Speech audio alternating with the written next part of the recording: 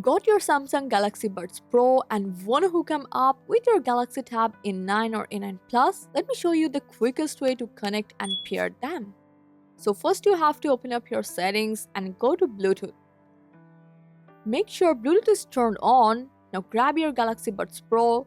Now you need to open the case and the connection pop-up should appear on your Galaxy Tab.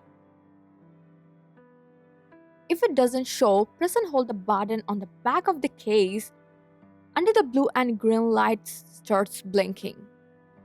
And now on your Galaxy Tab, a pop-up will appear. Just tap connect. It will automatically connect and also prompt you to download the Samsung Wearable app. Just follow the setup steps, accept the terms and conditions, and once it's done, you are all set. You can now use all the extra features from the app. And that's it. Now sit back, relax, and enjoy your sound with your Buds Pro and Galaxy Tab A9 or A9 Plus. Hope this guide helped. Thanks for watching.